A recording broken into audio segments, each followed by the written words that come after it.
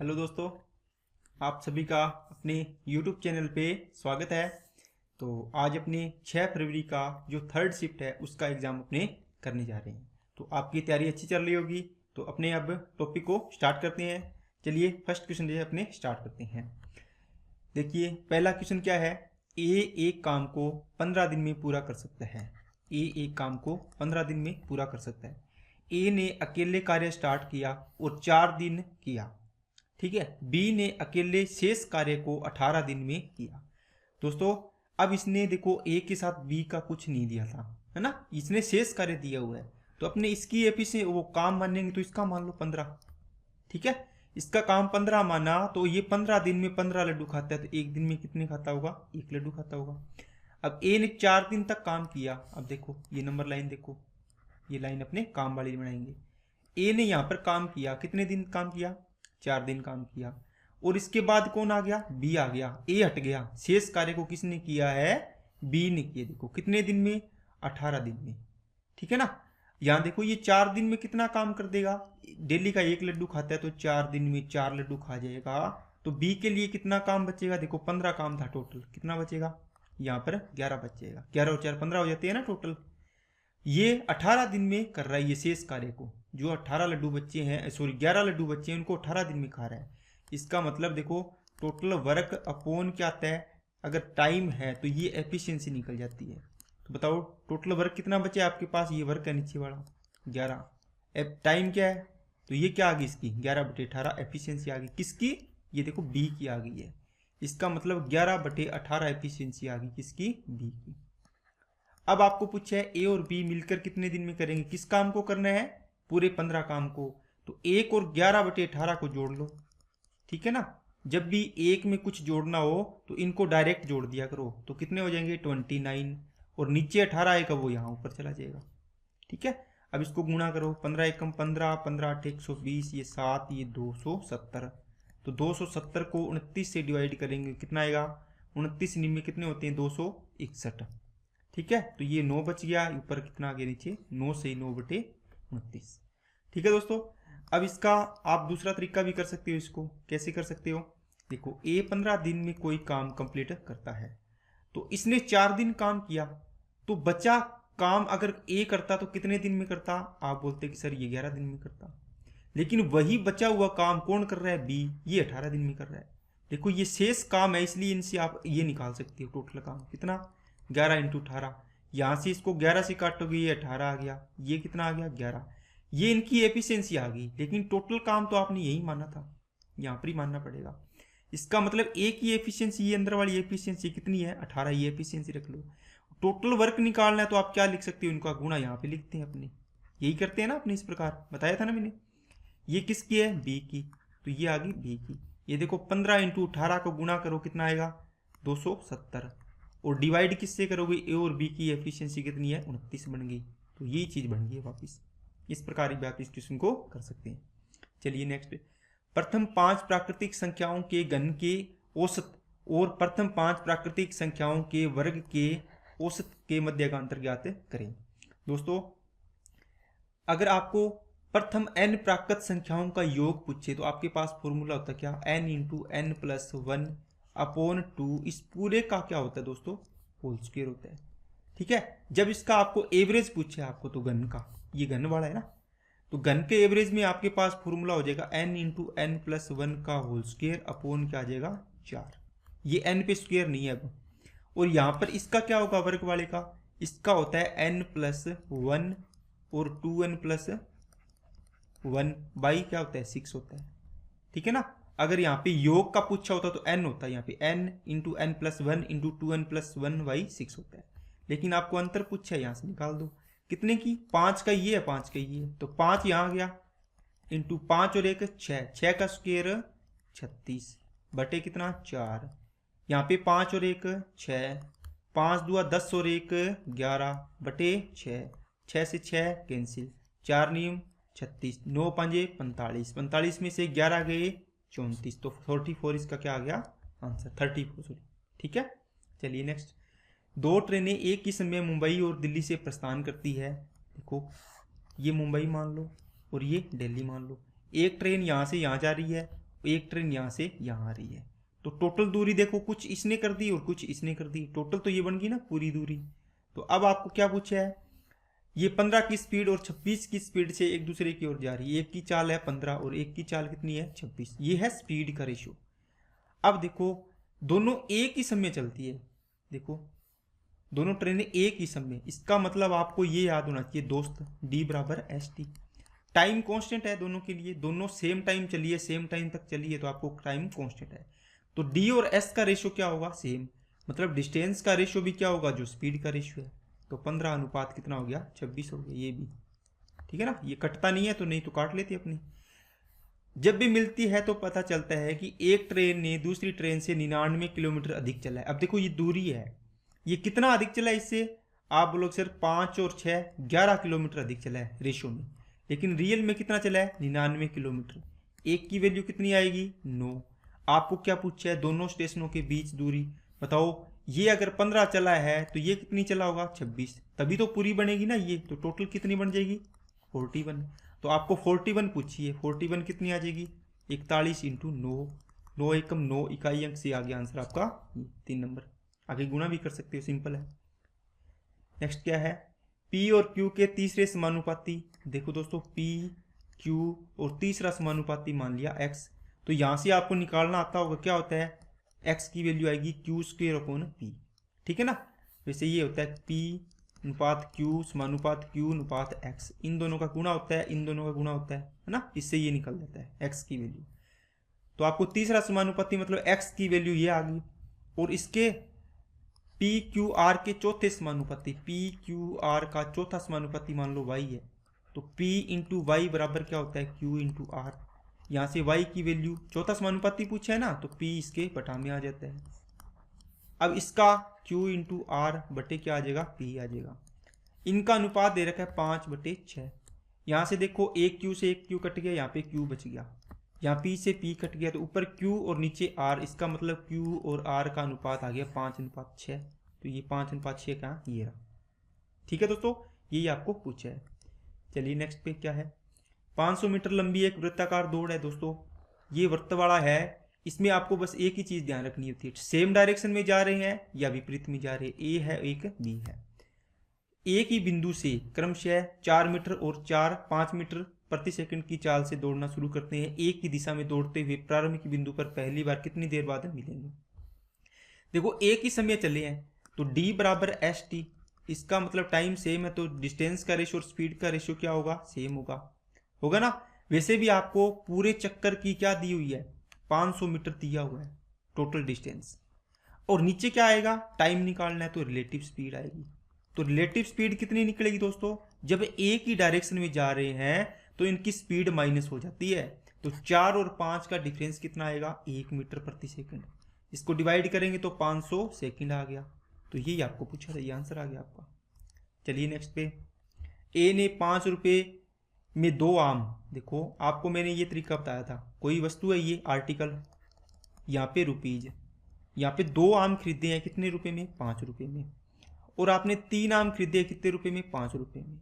लेकिन आपकी जब तक वस्तुएं बराबर नहीं होगी, आपने ये भी खरीदा है और ये भी खरीदा है, टोटल वस्तु खरीदी है वो देख लेंगे कितनी होगी, इनको बराबर करना पड़ेगा, क्योंकि 5 रुपये में 3 की दर से समान संख्या में खरीदे, मतलब जितने यहाँ खरीदे उतने यहाँ तो 2 दिखा रहे हो आप, यहाँ 3, तो इनको बराबर कर लो, 3 से गुणा कर दो इसको 2 से, ये इधर गुणा हो जाता है, ये इधर हो जाता है, ये इधर 3 दुए 6, इसका मतलब हो गया 6 आम खरीदे हैं 3 5 15 रुपये में, और ये 6 आम खरीदे इसने 2 5 10 रुपये में।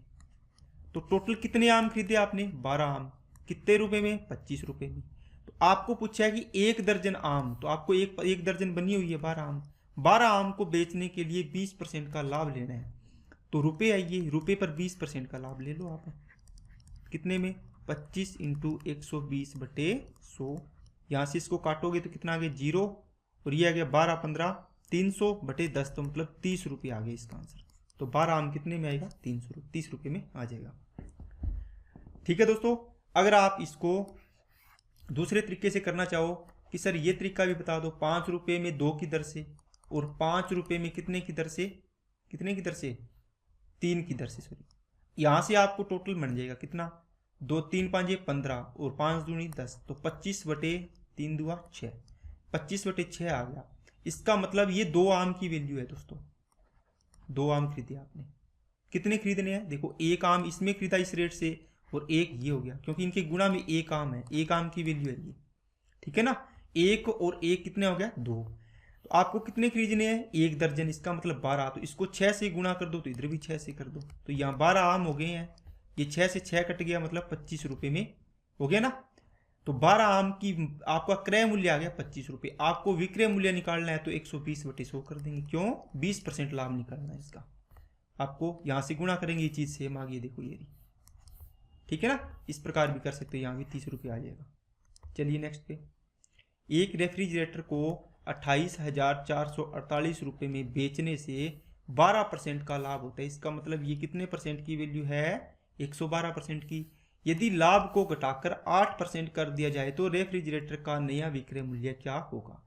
इसका मतलब आपको 8% लाभ लेना है, जिसकी वैल्यू निकालनी है वो गुणा में रख देंगे, ठीक है ना। यहाँ से काटो, 4 से काटा 28, 4 से काटा 27, फिर इसको काटो 28 से, 28 से कम 28, फिर 4 आएगा, फिर 0 लगा दो, 44, 28 से कम 28, फिर 16 बचेगा, 28 छिक्का 168। अब 27 को और इसको गुणा करो, 27 छिक्के 162, तो 16 बच गया। 27 से कम 27 और 16 कितनी हो गए? 43, मतलब 3 आएगा।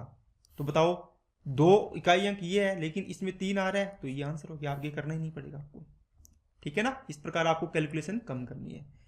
अब देखो दोस्तों, ये क्वेश्चन है सिंप्लीफिकेशन का, परसेंटेज से परसेंटेज गया, दोनों साइड में आना है, ठीक है। यहाँ से 5 7 35, या फिर 7 से काट लो, 7 5 35, 7 9 63, 5 एकम 5, 5 से काटा 18, यहाँ x बचा और यहाँ क्या बचे? 17 × 18। 17 × 18 क्या होता है? 17 की स्क्वायर प्लस 17, 289 प्लस 17 कितने हो गए? 306। ये आंसर आ गया इसका। एक मूलधन पर 3 वर्ष में चक्रवृद्धि ब्याज मूलधन का 33.1% है। इसका मतलब मूलधन अगर 100 रुपये है, इसका ब्याज कितना है? चक्रवृद्धि ब्याज, तो आप बोलोगे सर CI आया है इसका कितना? 33.1। देखो इसने बोला है मूलधन का 33.1, आपने 100 क्यों माना? क्योंकि 33.1 के बटे में 100 लगाएंगे, क्यों? प्रतिशत हटाएंगे, ये पॉइंट हटाएंगे तो यहाँ 0 लगा लेंगे, तो मतलब 1000 रुपये पर 331 रुपये ब्याज मिला है आपको। तो यहाँ से आप डायरेक्ट लिख लिया करो, आपको ये चीज़ें पता है, ठीक है ना। जैसे मैं यहाँ से लिखता हूँ, ये चीज़ लिख देता हूँ मैं डायरेक्ट। तो यहाँ से आपका अगर 1000 रुपये मूलधन था तो आपका टोटल अमाउंट कितना बन जाएगा यहाँ से? तो आप बोलोगे सर 1331। अब बताओ, ये 10 की पावर 3 और ये 11 की पावर 3 बन रहा है, लेकिन ये कितने साल में हो रहा है? 3 साल में। लेकिन जब भी आपको रेट निकालनी है परसेंटेज, ये क्या होती है? प्रतिवर्ष होती है, 1 साल की निकालनी पड़ती है। 1 साल के लिए आपको क्या करना पड़ेगा? इनका क्यूब रूट करना पड़ेगा, इनका क्यूब रूट करना पड़ेगा। तो ये क्यूब रूट आएगा 10, ये क्यूब रूट आएगा 11। 10 से 11 होने का मतलब कितना हो गया? 1 का लाभ हो रहा है, 1 का लाभ या ब्याज बन रहा है कितने पर? 10 पर, गुणा में 100%, तो कितना आएगा? 10%। आंसर आ गया। चलिए नेक्स्ट पे, एक ऐसे शंकु का आयतन ज्ञात कीजिए जिसकी त्रिज्या 7 सेंटीमीटर और ऊंचाई 27 सेंटीमीटर है। 27 सेंटीमीटर नहीं, इंच में दी है। तो आपको ये चीज़ से कोई मतलब नहीं है, आप देखना आंसर। 1/3 पाई r स्क्वायर h होता है शंकु का आयतन। अब देखो 1/3, पाई की वैल्यू 22/7, r की वैल्यू 7 × 7 और ये 27 h आ गया। 7 से 7 कैंसिल हो गया, 3 9 में 27, 9 7 63, तो 22 × 63 आएगा। अब 2 3 6, इकाई अंक देखो 6 से आ रहा है, आंसर ये आ गया, करना ही नहीं पड़ेगा, ठीक है। तो आपको ये मेरा पर्सनल एक्सपीरियंस है, मेरे साथ एग्जाम में ऐसा हुआ कि मैंने एक मात्रक देख के इस प्रकार मैं इसको सोचने लग गया कि इसका मात्रक का कैसे चेंज हो। कई बार दिमाग में क्लिक नहीं करता एग्जाम में, लेकिन जिस प्रकार इसमें इसका कोई यूज नहीं है, देखो कोई यूज नहीं, आपका आंसर आ गया।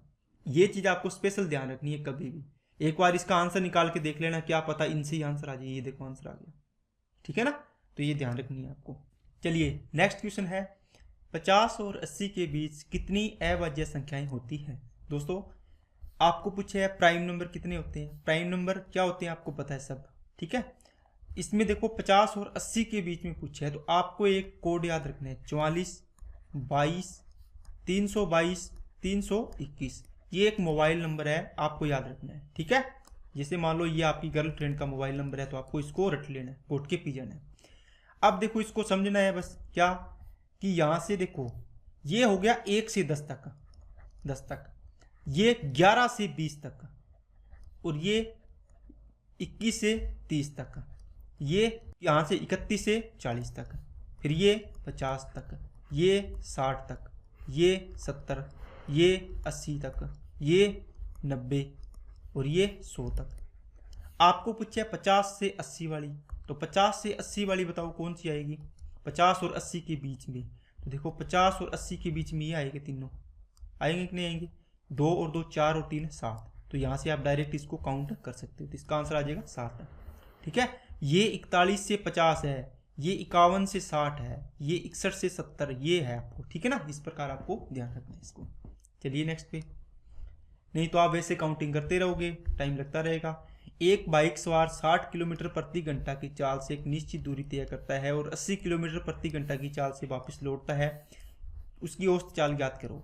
देखो दोस्तों, एवरेज स्पीड का आपको फॉर्मूला मैंने बताया है 2xy अपॉन में x प्लस वाई।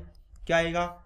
2 इंटू 60 और 80 का गुणा, तो 60 इंटू 80 हो गया दोनों चालों का। नीचे दोनों चालों को जोड़ दो, ठीक है। यहाँ से 0 से 0 कट गया, 2 7 14, 8 6 48 बटे कितना आ गया 7, तो ये 7 6 42, 6 बच गया 7 8 56, तो 4/7 किलोमीटर प्रति घंटा इसका आंसर आ जाएगा। ठीक है, एक फॉर्मूला और होता है इसका, फॉर्मूला नहीं, जिसमें आपको इसकी दूरी माननी होती है। तो आपने मान लो एक कितनी मान ली, 240 मान लिया इसको टोटल डिस्टेंस, तो कितना आएगा 6 8 48, 8 3 24। ठीक है, तो आपको ये दूरी माननी है आपने, एक साइड की होगी, दोनों साइड की जोड़ेंगे तो डबल कर दो, नीचे इनका जोड़ कर दो, 6 चौके 24 आना था यहाँ पे, 4 और 3 7, इसको काटोगे तो 480/7 बन रहा है, ये भी सेम आएगा। चलिए दोस्तों नेक्स्ट पे, एक बेलनाकार टैंक की क्षमता कितनी है दोस्तों? ये एक बेलनाकार टैंक है, इसकी क्षमता दे रखी है, मतलब है देखो इसका आयतन हो गया क्षमता का मतलब, तो किसका? बेलन का। तो बेलन का आयतन क्या होता है? πr²h 22/7 इंटू में r की वैल्यू कितनी है? देखो व्यास 28 दे रखा है, तो 2 का डिवाइड कर देंगे तो 14 क्या आ जाएगी? इसकी त्रिज्या आ जाएगी, तो ये आ गई 14 इंटू 14। ऊंचाई आपको ज्ञात करनी है, ये आपको दिया हुआ है वॉल्यूम, यहाँ से काटो 7 दूनी 14, ठीक है। फिर इसका काटो 22 से काट दो इसको, 22 दूना 44, 22 दिया 66, तो 22 दूना 44 कितना बचेगा? 16 17 22 8 176, ठीक है। फिर 14 दूना 28 बन गया ना, ये देखो दोनों से 28 को इससे काटोगे 10 बार जाएगा, तो h की वैल्यू आ गई तो 210, तो इसका आंसर आ गया 10। चलिए नेक्स्ट पे, एक पौधे की ऊंचाई प्रतिवर्ष 2 वर्ष की 2% प्रतिवर्ष की दर से बढ़ती है यदि इसकी वर्तमान ऊंचाई 1.2 मीटर है। तो दोस्तों 1.2 मीटर है, 3 साल बाद बतानी है, तो 102/100, 102/100 और 102/100, 3 साल की होगी ना। देखो मैंने यहाँ पे इसको काटा नहीं, ठीक है, क्योंकि 51/50 भी कर सकते थे, लेकिन ये 0 0 रख लो, क्योंकि भाग देना नहीं पड़ेगा, ओनली गुणा गुणा आपको करना पड़ेगा। अब इकाई अंक से भी नहीं कर सकते इसको, तो इसको गुणा करना ही पड़ेगा आपको। कैसे आएगा? 3 साल बाद। देखो इन दोनों को कर लो, 102 का स्क्वायर निकालना आता है क्या? 102 का 100 से कितना ज़्यादा है? 2 ज़्यादा है, 2 का स्क्वायर हो गया, और 102 और जितना ज़्यादा है वो जोड़ देते हैं, तो 10 204 आ जाएगा। सॉरी 102 में 2 जोड़ेंगे तो 10 404 आ गया। तो यहाँ से आगे 1.2 10 404 इंटू में क्या है 102, इसको आप 100 + 2 लिख लो दोस्तों, ठीक है। अब आप क्या करो, इसको गुणा करना है, तो कितना आएगा? 10 404 और पीछे 00, 100 इससे गुणा करेंगे तो 100 बार हो गया ना। फिर इसको इससे करेंगे तो क्या कर दो? डबल कर दो, तो 20 808 हो जाएगा, ये इसमें जोड़ दो, कितना आ जाएगा? 8 0 12, ये हो गया 6 और 0 1। अब देखो इसको 1.2 से गुणा करना है, इसका मतलब आप 12 से कर लो, तो 12 8 96, 12 दूना 24, 2 12 एकम 12 और 2 14, 1 12 6 72 और 1 73 और 12 एकम 12। देखो अब यहाँ पे डेसिमल लगने, इसको छोड़ दो। यहाँ से देखो 1273 कौन से में आ रहा है? ये रहा ना, यहाँ से अब डेसिमल यहाँ लगेगा, वो अपने आप आ जाएगा आंसर, ठीक है। इसकी आपको टेंशन नहीं लेनी। 5 और 11 का तृतीय अनुपाती, 5 11 का तृतीय x मान लिया। आपको निकालना आता है, बीच वाले का स्क्वायर करना होता है और इसका भाग देना होता है ना, इसका स्क्वायर करना होता है, इसका भाग देना होता है, एक्स की वैल्यू आ जाएगी 121/5। जब भी 5 का डिवाइड करना हो डबल कर दिया करो, क्या आएगा 242 आएगा, नीचे क्या आएगा 10 आएगा, ये पॉइंट लगा दो यहाँ पे 24.2 इसका आंसर आ जाएगा। चलिए नेक्स्ट पे। पवन ने स्टोर से जींस की एक जोड़ी उस समय खरीदी जब वे 20% की छूट दे रहे थे। यदि जींस की जोड़ी का नियमित मूल्य 1800 रुपये है, मतलब 1800 रुपये की नॉर्मल रेट था, और 20% छूट देंगे तो कितनी परसेंट वैल्यू देंगे अपने 80%। 18 8 144, इसका मतलब कौन सा आंसर आ रहा है, ये रहा, ये 0 लग जाएगी इसके अंदर। ठीक है दोस्तों, चलिए नेक्स्ट पे। दो संख्याएं p और q इस प्रकार है कि p के 10% और q के 5% का योग p के 15% और q के 25% के योग का 1/4 है। दोस्तों अगर ये क्वेश्चन अपने डायरेक्ट करना चाहिए तो अपने यहाँ से लिख सकते हैं, परसेंटेज सभी में कट जाएगा। ठीक है, ये भी कट गया। यहाँ पर जो भी वैल्यू होगी ना, इस वाले में जो भी योग है, इसका 1/4, ये देखो, तो ये 4 बराबर वाले में इसके साथ गुणा होगा, तो यहाँ पे आएगा 40p। ठीक है, और यहाँ से कितना है, ये 15p, तो ये माइनस होगा तो कितना p बचेगा, 25p। अब मैं ये q है, यहाँ पे 5q है, तो ये 4 इधर गुणा हुआ होगा, 5 चौके 20, इधर कितना है 25, तो यहाँ पे बचा होगा दोस्तों कितना 5q, 5 एकम 5, 5 5 25, तो p/q का रेशियो आ गया 1/5, तो इसका आंसर आ गया ये। ठीक है, करना तो इतना ही होता है, लेकिन आप इसको ऐसे कर सकते हो, p इंटू 10% आएगा, वो कट जाएगा सभी में 10%, प्लस q इंटू 5% बराबर किसके है, p के 15% प्लस q का 25%, और इनके योग का 1/4 है 1/4। ये देखो ये 4 इधर गुणा होगा तो ये बनेगा 40p, परसेंटेज सभी में काट देना, प्लस का 5 चौके 20q बराबर में ये बनेगा 15p, प्लस में बनेगा 25q। ये 15 इधर ले गया मैं, देखो 25 बच गया p, ये 20 इधर जाएगा तो 5q बच जाएगा, ये 5 से 5 कट गया 25 पर, और p/q का रेशियो आ गया 1/5, तो यही आंसर यहाँ आ रहा था। ठीक है दोस्तों, चलिए नेक्स्ट पे। जेड का वर्ग ज्ञात करें, जेड का स्क्वायर। अब आपको जेड भी तो पता होना चाहिए क्या है, फिर तो जेड का स्क्वायर निकलेगा। 4 अंकों की सबसे छोटी संख्या जो 24 और 36 से पूर्णतः विभाजित है। दोस्तों 4 अंकों की सबसे छोटी संख्या कितनी होगी, 1000 होगी, क्योंकि 3 अंकों की सबसे बड़ी संख्या 999 होती है, 4 अंकों की सबसे छोटी संख्या ये होती है, और 4 अंकों की सबसे बड़ी संख्या ये होती है। आपको इस प्रकार ध्यान रखना है। इसका काम नहीं है, इसका भी नहीं है, आपके पास इसका काम है। सबसे छोटी संख्या 4 अंकों की, 1000 तो सबसे छोटी संख्या होगी 4 अंक की, लेकिन इसने पूछा है 4 अंकों की सबसे छोटी संख्या जिसमें 24 और 36 दोनों का डिवाइड जाता हो। इसका मतलब क्या हुआ, 24 और 36 का क्या लेना, आपको क्या लेना है, एलसीएम, है ना। कितना आएगा 72, इनका एलसीएम निकालना। 24 दिया 72 और 36 दूना 72, दोनों का डिवाइड इसमें जा रहा है दोस्तों। अब इसमें क्या बोला है इसने, आपको वो संख्या निकालनी है। 1000 तो आपने देख ली, 4 अंकों की वो है, लेकिन 4 अंकों की सबसे छोटी संख्या जिसमें इन दोनों का भाग जा रहा है, ऐसी संख्या देखनी है। तो आप ना इसमें डिवाइड करके देख लो, या 72 को 10 से गुणा करेंगे तो 720 आएगा, नहीं तो डिवाइड करके देख लो कितनी बार जा रहा है। 72 एकम 72, ये बच गया 28, 280। 72 चौके कितने होते हैं, 4 दूनी 8, 4 सत्ते 28, 288, मतलब ये 13 बार जाएगा। अगर 14वीं बार करेंगे तो ये ज़्यादा चल जाएगा, उससे ऊपर 1000 से ज़्यादा चल जाएगा, है ना। समझ में आ गई, चलो करके देख लो। 13 को गुणा करेंगे अपने कितनी बार, 13 7 91, 13 दूना 26, तो ये आएगा 936। 14 7 98, 14 दूना 28, तो ये आ गया दोस्तों 1008। देखो अगर मैं 72 को 13 से गुणा करता हूँ तो 900 कितना बनता है 36, तो ये तो 3 अंकों की रहेगी, तो इसको नहीं लेंगे। 72 को मैं 14 से गुणा करूँगा तो 1008 आएगा। तो देखो 4 अंकों की सबसे छोटी संख्या है ये, जिसमें दोनों का भाग जा रहा है। ठीक है, तो 1008 आ गई। अब इसने क्या बोला है, को 40 से विभाजित किया जाता है। 1008 को आपको 40 से डिवाइड करना है, तो जो रिमाइंडर आएगा उसका वो जेड की वैल्यू है जो रिमाइंडर आएगा। अब देखो रिमाइंडर कितना आएगा, 0 का डिवाइड हो रहा है, मान लो एक तरीके से देखो, पूरा करोगे तो भी देखो इकाई अंक से देख लो, यहाँ 0 का डिवाइड करें तो 8 रिमाइंडर बचेगा। आपके पास जेड की वैल्यू आएगी 8, तो जेड का स्क्वायर कितना हो जाएगा 64 हो जाएगा। इस प्रकार ये क्वेश्चन करना होता है। ए एक कार्य को 40 दिन में, बी इस कार्य को 80 दिन में, ठीक है, इनका एलसीएम आएगा कितना दोस्तों 80, 40 दूआ 80, 80 एकम 80। वे एक साथ 20 दिन तक काम करते हैं दोस्तों।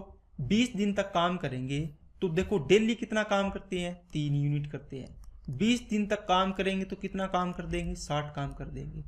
कितना कार्य पूर्ण करना बाकी होगा। देखो 60 तो इन्होंने कर दिया, 80 करना था, 80 में से 60 लड्डू खा गए, बच्चे कितने 20, और टोटल कितने थे 80। आपको पार्ट पूछा है तो 1/4 आ जाएगा, बस इतना ही करना है इसका, 1/4 इसका आंसर आ जाएगा। चलिए नेक्स्ट पे, एक टेबल टेनिस टेबल का अंकित मूल्य 1880 रुपये है। यदि इसे 15% की छूट पर बेचा जाता है तो टेबल का विक्रय मूल्य है। दोस्तों 15% छूट दे दिया तो 85% में बेचोगे, ये निकाल दो इसको। देखो 0 से 0 कट गया। जब भी आपके पास एक सम संख्या और देखो इकाई अंक कितने हैं 5 है, इसका डबल कर दो तो ये 85 दूना 170 हो गया। इसका आधा कर दो, 2 नीम 18, 2 चौके 8, 94 बन गया। ये 0 फिर कट गई। अब 17 का गुणा करना है, 17 चौके 68, इकाई अंक 8 आएगा सभी में, ठीक है। 6 बच गया, 17 नीम 153 और 6, 17 नीम 153 और 6 कितना हो जाएगा दोस्तों 159। तो ये 1598 इसका आंसर आ जाएगा, ठीक है। तो इस प्रकार इस क्वेश्चन को आपको करना होता है। ये आंसर आ गया आपका। तो चलिए आज का आपका 6 फरवरी का जो थर्ड शिफ्ट का एग्जाम है वो कंप्लीट होता है। तो काफ़ी अच्छे अच्छे क्वेश्चन थे दोस्तों, इसको आप नोट कर लेना और इसकी प्रैक्टिस अच्छे से कर लेना। तो आज के लिए इतने रखते हैं, बाकी अपने नेक्स्ट पेपर में मिलते हैं। Okay, thank you.